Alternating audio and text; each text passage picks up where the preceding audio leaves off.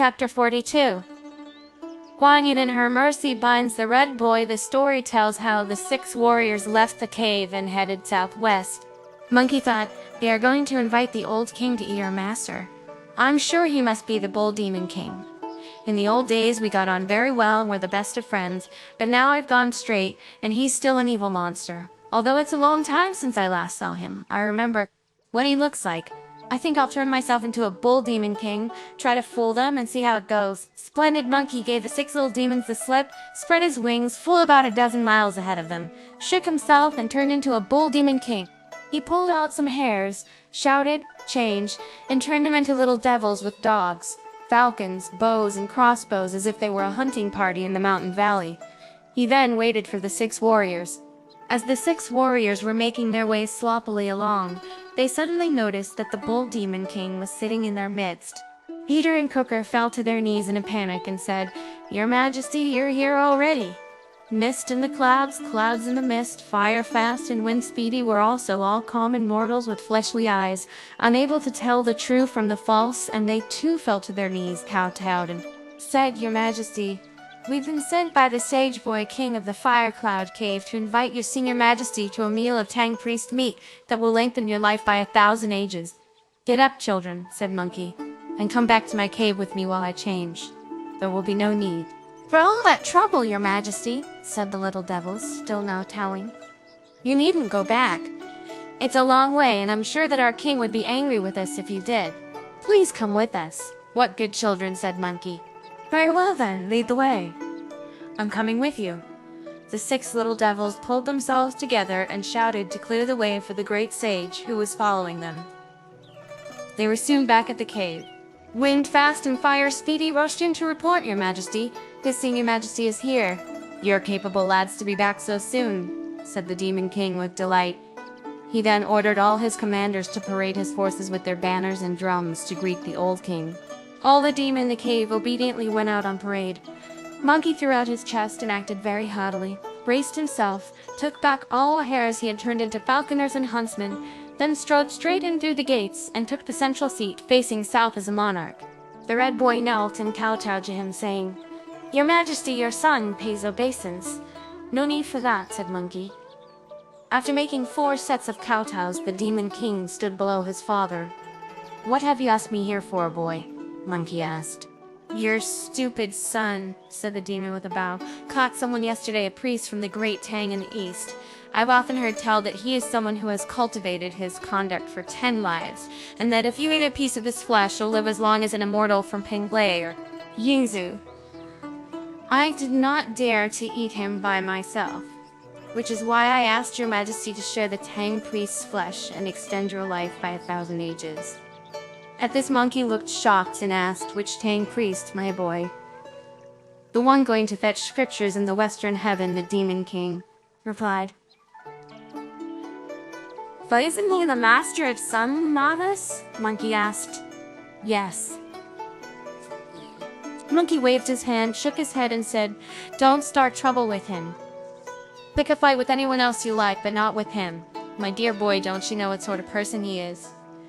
That ape has vast magic powers and can do all sorts of transformations.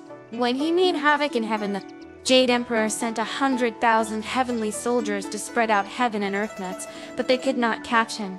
How could you have the nerve to eat his master? Send the priest out his moment and don't start trouble with that monkey.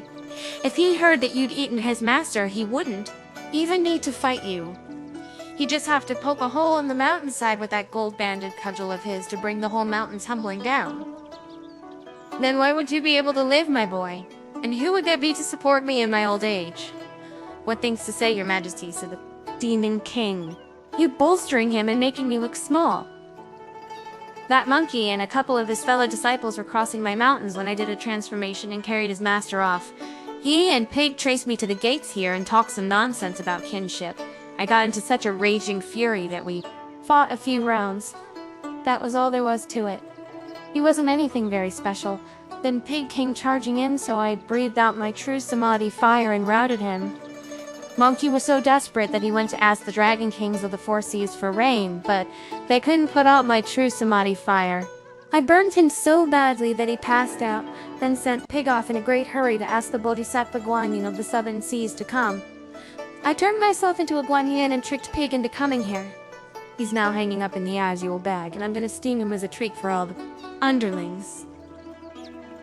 That monkey was back shouting at our gates again this morning. I ordered his arrest, and it threw him into such a panic that he dropped his bundle and fled. It was only then that I invited your majesty over to see what the Tang priest looked like in life before we have him steamed for. You were to eat and become immortal. My dear boy, laughed Monkey. You're only aware of how you beat him with your true samadhi fire. What you forget is that he can do 72 transformations. No matter what he turns himself into, I can always spot him, said the Demon King, and I'm sure he won't dare try another attack here. My son, said Monkey, you may be able to recognize him sometimes, but he won't turn into something big like a wolf, an orangutan, or an elephant. If he did, he wouldn't be able to get inside the cave. You'd find it hard to recognize him if he turned into something small. No matter how small he made himself, we have 4 or 5 little devils on every door. He'll never be able to get in. You don't realize that he can turn himself into a fly, or a mosquito, or a bee, or a butterfly, or a bee, or a butterfly, or the tiniest of insects. He can even make himself look just like me. You wouldn't possibly be able to tell. Don't worry, said the Demon King. Even if he had guts of iron and a bronze heart, he'd never dare come anywhere near here. In that case, dear son, said Monkey, what powers do you have that make you more than a match for him, so that you could invite me here today to eat the flesh of the Tang priest? All the same, I don't think I'll have any today. Why not? The Demon King said. I'm getting old, said Monkey, and your mother keeps nagging at me to do some good works. The only good deed I'm interested in is eating vegetarian food. Your Majesty, said the Demon King. Is this permanent or just for a month? Neither, said Monkey. It's called Thunder Vegetarianism. You do it for 4 days each month. Which 4? The demon asked. The 3 days each month with Xin in their names, and the 6th day too. Today is the day Xinyu, so that means I ought to be on vegetarian food. Besides, you days are not good for having visitors. But tomorrow I could be back to scrub, wash, and steam him myself, and enjoy him with you, my boy. This all made the Demon King think, my father usually lives on human flesh, and he's already lived to be over 1,000. How come he's now thinking about a vegetarian diet? When you consider all the evil things he's done, 3 or 4 days of vegetarian food a month could never make up for them. There's something wrong here. It's very suspicious. He withdrew and went out through the inner gates, sent for the 6 warriors, and asked them, where was his senior majesty when you gave him that invitation? Halfway here, the little devils replied. I thought you were quick, said the Demon King. Didn't you go to his place? No, said the little devils, we didn't. This is bad, said the Demon King. I've been fooled. It's not his senior majesty. The little devils all knelt before him and asked, Your Majesty, can you recognize your own father? He looks and moves just like my father, said the Demon King. But what he says doesn't fit. I'm afraid I've been taken in and beaten by one of his transformations. I want you all to be very careful. The swordsmen among you must draw your swords, the spearmen sharpen your spears, and those of you who can use staves and ropes get ready to do so. I'm going to question him again and watch what he says. If he really is his senior majesty, then it doesn't matter whether we have the feast today, tomorrow, or in a month's time. But if what he says is wrong, then the moment I give a hum, you're all to attack at once. When the little devils had all been given their orders, the Demon King turned on his heels, went back inside and bowed to Monkey, who said, no need for all that formality within the family, my boy. Don't bow. Just say whatever it is you have to say. The Demon King prostrated himself before Monkey and replied, your foolish son actually invited you for 2 reasons. One was to present you with Tang priest meat, and the other was to ask you something. When I was out for a spin on my auspicious light the other day, I went right up to the 9th level of clouds and bumped into the Taoist Master Zhang Daoling. Do you mean Zhang Daoling, the Taoist Pope? Monkey asked. Yes, the Demon King replied. What can he say to you? Monkey asked. Seeing that your son is complete in all his organs and that the spacing between my forehead, nose, and chin is auspiciously even, the Demon King replied. He asked me the hour, day, month, and year of my birth. Your child is too young to remember all that properly. Master Zhang is a brilliant astrologer, and he offered to cast my horoscope. That is what I wanted to inquire about, Your Majesty, so that I can ask him to cast my horoscope next time I meet him. This made Monkey chuckle to himself. What a magnificent demon. I've captured quite a few since I became a Buddhist and started escorting the Tang priest on this journey, but none of them was as sharp as this one. He's asking me all trivial family details, and I'll just have to fake up my answers. How could I possibly know when he was born?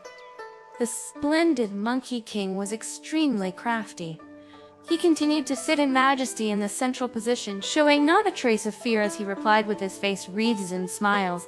Please get up, dear boy. I'm getting so old now that nothing goes the way I want it to anymore. I can't remember just now exactly when you were born. I'll ask your mother when I go home tomorrow. But Your Majesty is always reeling off the details of my birth time, the Demon King said, and telling me I'll live as long as heaven. You can't have forgotten now. It's outrageous! You're a fake! He then hummed the signal, and all the demons rushed on Monkey and stabbed at him with their swords and spears. The great sage parried their thrusts with his cudgel, went back to looking like himself again, and said to the evil spirit, You're the outrageous one, dear boy. It can't possibly be right for a son to attack his own father. The Demon King was so overwhelmed with shame that he dared not return Monkey's look. Brother Monkey then turned into a golden glow and left the cave. Your Majesty, son, the novice is gone, the little devils reported. Oh well, that's that, said the Demon King. Good riddance. He beat me this time. Shut the gates and say nothing to him. Let's clean, cook, and eat the Tang priest. Laughing aloud as he brandished his cudgel, Monkey went back across the ravine. Hearing this, Friar Sand hurried out of the woods to say to him, Brother, you've been ages. Why are you laughing? I hope it's because you've rescued the master. No, brother, Monkey replied, but although I haven't rescued him yet, I won this time. How? Friar Sand asked. The fiend disguised himself as Guan Yin to lure Pig back here and hang him up in a leather bag. I was just trying to work out how to rescue Pig when the demon sent his 6 so-called warriors to invite the old king to a meal of the master's flesh. I reckoned that the old king was bound to be the bull demon king, so I turned myself into his double, went inside, and took the place of honor. He called me Your Majesty and Father, I replied. And when he kowtowed, I sat up straight. It was lovely. I really did win, but while you've been scoring easy points, the master's life is in terrible danger, said Friar Sand. Don't worry about it, said Monkey. I'm off to ask the Bodhisattva here. But your back's still aching, said Friar Sand. No, it isn't, said Monkey, as the old saying goes. When things go well, they raise the spirits. Look after the horse and the luggage. I'm off. You made such an enemy of him, said Friar Sand, that I'm scared he'll murder the master. Be as quick as you can. I'll be quick, said Monkey. I'll be back in the time it takes to eat your meal. Even as he was still speaking, the splendid great sage left Friar Sand and set off on the somersault cloud that took him straight towards the southern ocean. He had been flying for less than an hour when Potoraka Island came into view. He landed his cloud in an instant and went straight to Raka Crag, where the 24 Devas asked him as he walked solemnly towards them, Great Sage, where are you going? After Monkey had exchanged courtesies with them, he replied, I would like to see the Bodhisattva. Please wait for a moment while we report to her, the Deva said. Aridi and the other Devas went to the entrance of the Tide Cave to report Bodhisattva. Sun Wukong has come for an audience. The Bodhisattva asked for him to be brought in. The great sage tidied his clothes and obediently walked inside at a respectful pace. When he saw the Bodhisattva, he prostrated himself before her. Wukong, she said, why are you here instead of taking Master Golden Cicada to the west to fetch the scriptures? Bodhisattva, Monkey replied, your disciple humbly reports that while escorting the Tang priest on his journey, he has reached the fire-clad cave in the withered pine ravine on Mount Hale. An evil spirit called the Red Boy, whose title is Sage Boy King, has snatched my master. I and Pig found our way to his gates and fought him, but he started a true Samadhi fire. This makes it impossible for us to beat him and rescue the master. I hurried to the eastern sea and asked the dragon kings of the four seas to make rain, but I couldn't control the flames, and I was badly hurt by the smoke, which all but killed me. Why did you send for the dragon kings and not for me? The Bodhisattva asked if he has true samadhi fire and such great powers. I wanted to come, Monkey replied, but I'd been so badly affected by the smoke that I couldn't ride a cloud. I sent Pig to come and ask you for help instead, but he has not been here, the Bodhisattva replied. That's just it, said Monkey. Before Pig reached this island, the evil spirit turned himself into your double Bodhisattva, lured him into the cave, and has now hung him up in a leather bag, ready to be steamed and eaten. When the Bodhisattva heard this, she said in a furious rage, "How dare that vicious demon turn himself into my double?" With a roar of anger, she flung her precious, pure vase into the sea. Monkey was so horrified that his hair stood on end. He rose to his feet, stood below the Bodhisattva's throne, and said, "If the Bodhisattva does not control her temper, I'll be blamed for talking out of turn and ruining her conduct. This is terrible. You've thrown your vase away. Had I known you could have done me a big favor and given it to me?" Before the words were all out of his mouth, the waves of the sea started to dance and the vase emerged from them. It was being carried on the back of a monster. When Brother Monkey took a good look at the monster, he saw what it was like. Where he comes from, he is known as Mud Carrier, shining in splendor alone beneath the sea, knowing heaven and earth from his ancient obscurity and the ways of ghosts and gods from his peaceful hiding place. When concealed, he withdraws his head in his peaceful hiding place. When concealed, he withdraws his head and his tail, that his legs can make him swim as fast as flying. On him, King Wen drew trigram and Zheng Yuan cast omens. He always was offered at the court of Fuexi. All beauty is revealed by this primal dragon, calling up the breakers and making the waves. Threads of gold sew his carapace together, and brindling gives the color to the tortoise shell. Its back carries the 8-trigram 9-fold palace. Scattered splendor flecks his coat of green. The Dragon King admires him for his courage when alive. He carries the tablet of Lord Buddha after death. If you want to know what this creature is called, he is the wicked tortoise who causes wind and waves. Carrying the vase on his back, the tortoise crawled ashore and made 24 nods to the Bodhisattva that counted as 24 kowtows. Seeing this, Monkey laughed to himself as he said, "He must be the vase keeper. I suppose they ask him for the vase whenever it's lost." "What is that you are saying, Wukong?" "Nothing," Monkey replied. "Fetch the vase," the Bodhisattva ordered. Monkey went over to pick it up, but he had no more chance of moving it than a dragonfly has of shifting a stone pillar by even a fraction of an inch. Monkey went back to the Bodhisattva, knelt before her, and said, "Bodhisattva, your disciple can't move it." "All you can do, you ape, is talk," said the Bodhisattva. "If you can't even move a vase, how can you hope to subdue demons?" "To be honest, Bodhisattva, I would normally be able to move it, but today I just can't. I think that being beaten by the evil spirit must have weakened me." "It is usually an empty vase," said the Bodhisattva, "but when I threw it into the sea, it went round the 3 rivers, the 5 lakes, the 8 seas, the 4 streams, and all the brooks, springs, pools, and caves to borrow a whole sea full of water. You are nowhere near strong enough to lift a sea up. That is why you can't move it." "Indeed," said Brother Monkey, his hands clasped before him. "Your disciple didn't know that." The Bodhisattva then stepped forward, gently lifted the vase with her right hand, and placed it on the palm of her left hand. The tortoise nodded to the Bodhisattva again, and slipped back into the sea. "So you keep a domestic kitten to look after your vase," observed Monkey. "Welcome," said the Bodhisattva, seating herself. "The sweet dew in this flask of mine, unlike the Dragon King's private rain, can extinguish samadhi fire. I was going to let you take it, but you cannot move it. Then I thought of asking the Naga Maiden to go with you, but you have not got a kind heart, and you are an inveterate deceiver. My Naga Maiden is very lovely, and the vase is precious. If you were to steal either of them, I would be much too busy to go looking for you, so you will have to leave something as security." "How sad," said Monkey, "that you should be so suspicious, Bodhisattva. I've never done anything like that since I was converted to the faith. What would you like me to leave as security?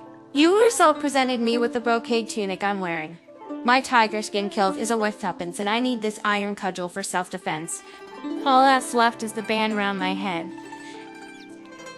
It's gold, but you used magic to make it grow into my skull, so that can't be taken off. If you want security, I'd like you to take that. Say a band loosening spell and take it off. If that won't do, what else is there? You are a cool customer, said the Bodhisattva. I do not want your clothes, your cudgel, or your band. Just pluck out one of the life-saving hairs from the back of your head and give me that as your security. But you gave it to me, your reverence, protested Monkey. Besides, if I pulled one out, it would break up the set, and they'd not be able to save my life anymore. A pape, said the Bodhisattva angrily. You refuse to pull out one little hair. I do not feel at all like parting with my maiden. Bodhisattva, pleaded Monkey. You are being too suspicious. As they say, if you won't do it for the monk's sake, do it for the Buddha's sake, do it for the Buddha's sake. Whatever you do, please save my master. The Bodhisattva stepped down with joy from her lotus seat, went amid incense to the crag by cloud, because the holy monk faced mortal peril she would deliver him and catch the fiend. Monkey was absolutely delighted. He invited the Bodhisattva to leave the tide cave where the devas were drawn up in line on Pota Cliff. Let us cross the sea, Wukong, the Bodhisattva said. After you, Bodhisattva, said Monkey with a bow. No, after you, replied the Bodhisattva. I would not dare to show off in front of the Bodhisattva, said Monkey, kowtowing. Were I to ride my somersault cloud, Bodhisattva, I fear I might be somewhat exposed, and you'd accuse me of disrespect. At this, the Bodhisattva sent the Naga maiden to cut a lotus petal from the lotus pool and take it to the water beneath the cliff. Stand on that petal, the Bodhisattva said to Brother Monkey, and I will take you across the sea. But that petal is much too light and thin to take my weight, said Monkey.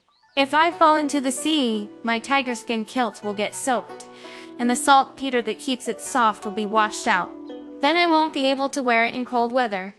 Get on and see, shouted the Bodhisattva.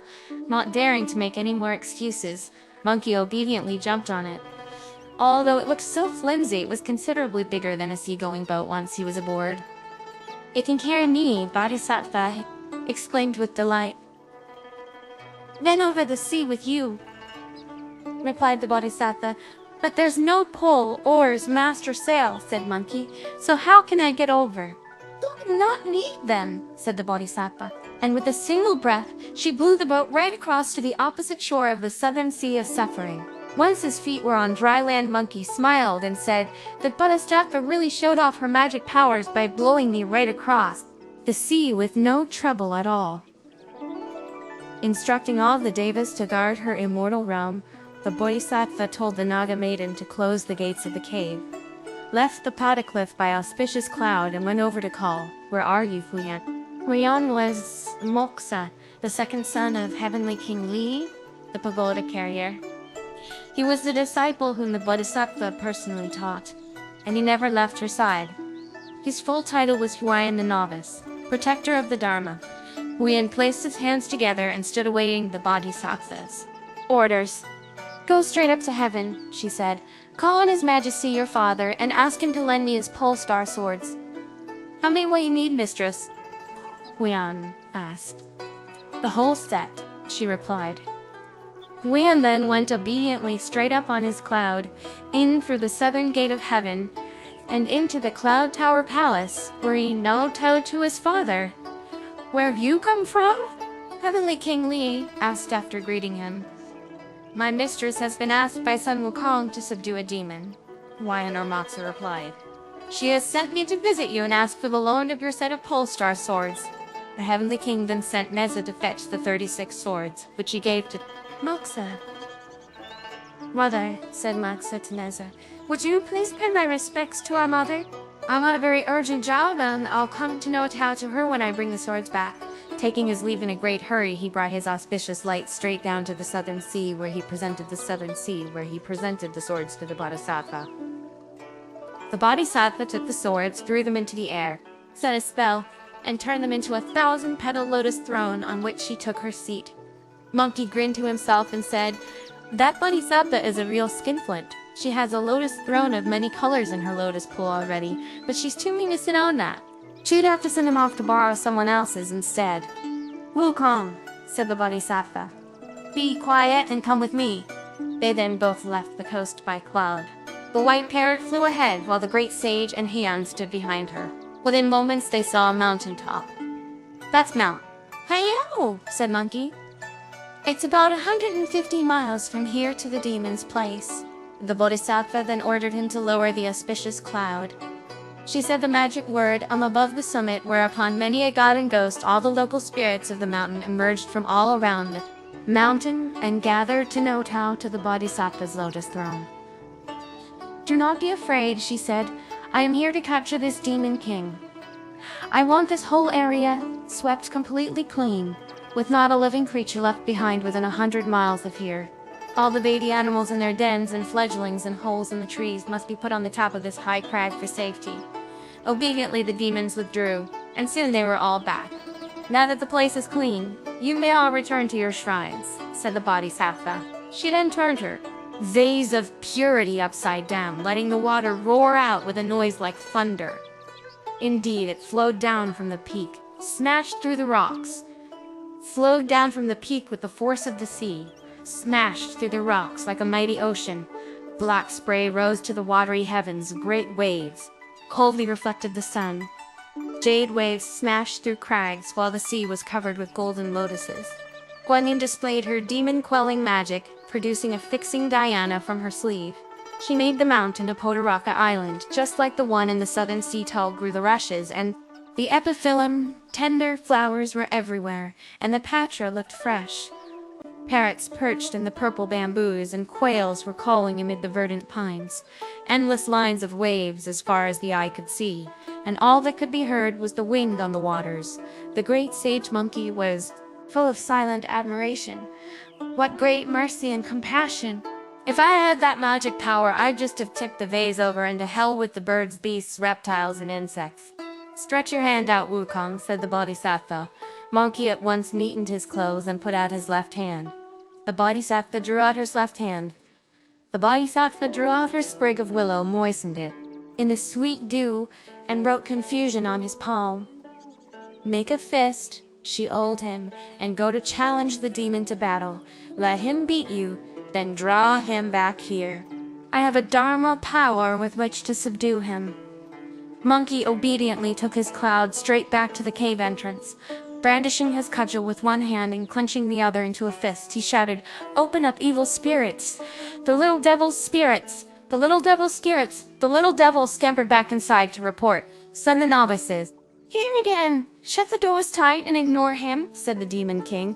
"What a fine son you are," shouted Monkey, "driving your own father out of doors and refusing to open the doors to him. Son the novice is being very abusive." The little devils came back in to report. "Ignore him," said the Demon King. When the doors were still shut after he had called twice, Monkey grew very angry. He raised his iron cudgel and smashed a hole in them. This threw the little devils into such a panic that they ran tumbling into say, "Some the novice has broken the doors down." Hearing that the outer doors had been broken down after all the earlier reports, the Demon King now leapt up and sprang outside, brandishing his spear and flinging insults back at Monkey. "You ape! You have no sense at all! I let you off lightly, but you don't know when enough is enough. You're trying to bully me again. I'll make you pay for the crime of smashing down my doors." "What about your crime in driving your own father away?" retorted Monkey.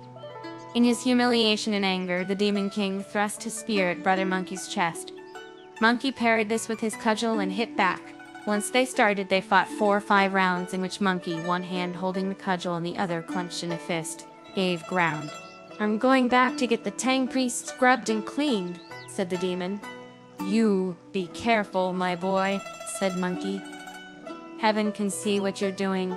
You come here." This stung the Demon King into an even greater fury.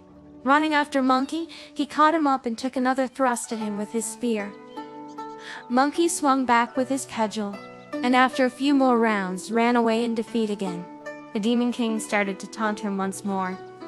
"Last time you were good for 20 or 30 rounds, but now you're running away each time we fight. What's wrong with you, my dear boy?" grinned Monkey.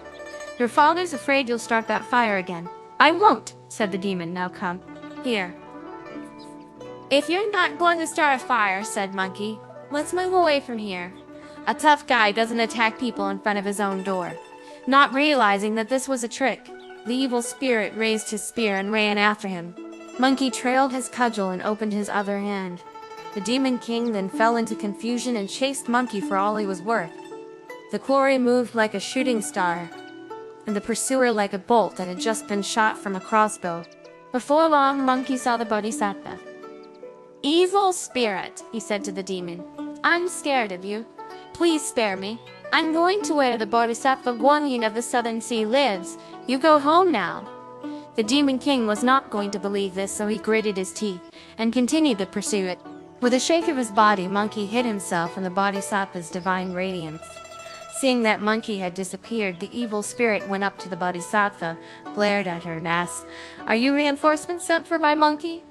The Bodhisattva did not answer. The Demon King then twirled his spear and roared, Hey! Are you reinforcements sent for my monkey? The Bodhisattva again did not answer. The Demon King then thrust his spear straight at the Bodhisattva's heart, at which she turned into a beam of golden light and rose straight up to the highest heavens. Monkey went up with her and complained, Bodhisattva, you tricked me again? Why did you act deaf and dumb and say nothing when that demon kept asking you? One thrust from his spear and he ran away. You've even ditched your lotus throne. Keep quiet, the Bodhisattva said, and see what he does next. Monkey and Moxa stood next to each other up there watching while the demon said with a derisive jeer, Insolent ape, you didn't know who you were up against. You didn't know who you were up against. You didn't realize what sort of person I am. You fought me and lost several times, and then you sent for that putrid Bodhisattva. One thrust from my spear and she's disappeared. She's even left her lotus throne behind. Well, I'm gonna sit on it now. The evil spirit then sat cross-legged in the middle of the throne, imitating the Bodhisattva. That's just marvelous, said Monkey. Now you've given your lotus throne away. What are you saying now, Wukong? The Bodhisattva asked. What am I saying? Monkey replied. I'm saying you've given your lotus throne away.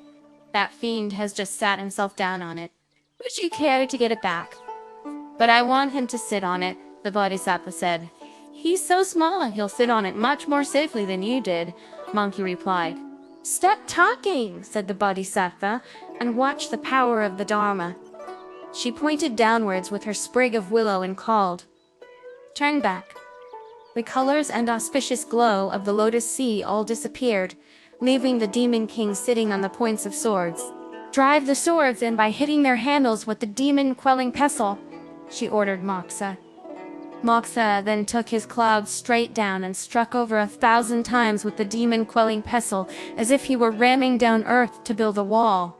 The demon was now pouring with blood from his open wounds as the points of 2 swords both came out through his thighs. Watch the demon as he grits his teeth against the agony. Throwing his spear down, he pulled furiously at the swords. Bodhisattva, exclaimed Monkey, that monster's not afraid of pain. He's trying to pull the swords out.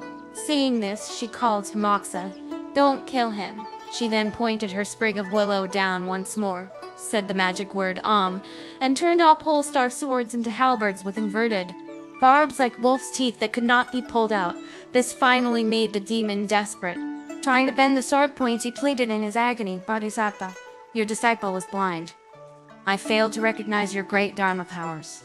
I beg you in your mercy to spare my life. I shall never do evil again, and I vow to become a Buddhist and observe the rules of conduct. On hearing this, the Bodhisattva went down on her golden light with Moxa, Monkey, and the white parrot till she was in front of the evil spirit. Will you really accept my rules of conduct? The Demon King nodded and said amid tears, I will accept the rules if you spare my life. Will you join my faith? The Bodhisattva asked. If you spare my life, I swear I will, said the Demon King. In that case, said the Bodhisattva, I shall lay my hands on your head and administer the vows. From her sleeve she produced a golden razor, with a few strokes of which she shaved the demon's head into a mount-tie tonsure, leaving him with a top knot and with 3 little tufts. Poor evil spirit, laughed Monkey. Now you can't tell whether he's a boy or a girl. Goodness knows what he's meant to be. As you have accepted my rules of conduct, said the Bodhisattva to the demon, I will not mistreat you. I shall call you Page Siddhana. Do you accept? The demon bowed in assent, wanting only to have his life spared.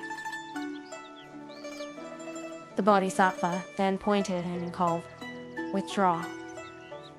With a crashing sound, the pole-star swords all fell into the dust. The boy was now unharmed. Said the Bodhisattva, will you take the swords back to the heavenly palace and return them to His Majesty your father? You need not come back to meet me. Wait with all the devas on the Pota crag. As instructed, Moksha took the swords back to heaven, then returned to the southern sea. Now the boy's savage nature had not yet been tamed. When he realized that the pain in his legs had gone, that his backside was no longer wounded, and that he had 3 little tufts of hair on his head, he ran over to grab his spear and said to the Bodhisattva, You don't have any real Dharma powers that can put me down. It was all just an illusion. I refuse to accept your rules. Take this! He jabbed at her face with his spear, making Monkey so angry that he struck at the boy with his cudgel. Benefit him! The Bodhisattva called out, I have a way of punishing him. From her sleeve she produced a gold band and continued, This treasure is one of the 3 bands, a golden one, Titan one, and a prohibition one that the Tathagata Buddha gave me when I went to the east to find the pilgrim who would fetch the scriptures. You? Oh, I am the tightening band. The prohibition band was used to subdue the great god guarding the mountain. I have not been able to bring myself to give the golden one away before, but as this demon is being so outrageous, he shall have it. The splendid Bodhisattva then waved the band in the wind, shouted change, and turned it into 5 band that she threw at the boy with the command fix. 1 went over his head, 2 on his hands, and 2 on his feet. Stand clear, Wukong, the Bodhisattva ordered while I say the gold band spell. Bodhisattva, pleaded Monkey in panic. I asked you here to subdue the demon, so why ever are you putting the curse on me? But this will not be the band tightening spell that affects you, the Bodhisattva explained. It will be the gold band spell that works on the boy. Monkey felt easier in his mind as he stood beside the Bodhisattva and listened to her saying the spell. She made magic with her hands and recited the words silently, several times over. The evil spirit twisted and tugged at his ears and cheeks, stamped his feet and rolled around. Indeed, one phrase unites all the words without number. Boundless and deep is the strength of the Dharma. If you don't know how the boy was finally converted, listen to the explanation in the next installment.